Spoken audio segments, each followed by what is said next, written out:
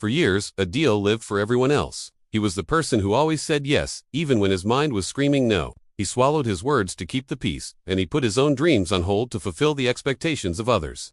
To the outside world, he was the picture of responsibility, the dependable friend, the perfect son. But on the inside, he felt like he was fading away, disappearing piece by piece. Every single night, lying in bed, the same haunting question would echo in his mind. When is it my turn? When do I finally get to live? One evening, completely exhausted and overwhelmed by the weight of everyone else's needs, a painful truth hit Adil like a tidal wave. No one was coming to save him.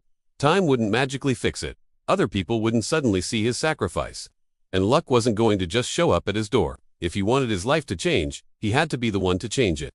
He had to choose himself. The thought was terrifying, because choosing yourself often means disappointing others. So, Adil started small, taking tiny steps toward reclaiming his life. He began protecting his time, carving out moments just for him. He started working on his long-forgotten goals, quietly and without announcement. He stopped feeling the need to explain and justify his choices to everyone. The backlash was real. Some people called him selfish. Others, who were used to his constant availability, slowly walked away.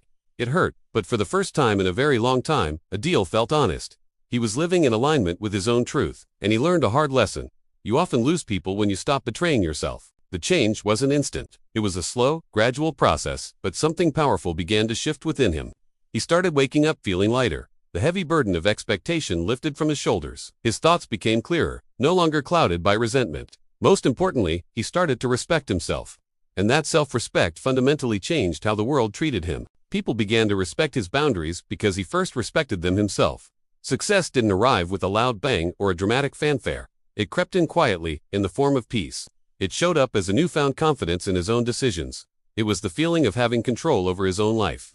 Adil never regretted choosing himself, because finally, he wasn't just existing anymore. He was truly living. The moral of this story is simple but profound. Choosing yourself isn't selfish. It's a necessary act of survival. You can't pour from an empty soul. If this story resonated with you, like the video and subscribe to Royal Reads, because your life deserves your loyalty first.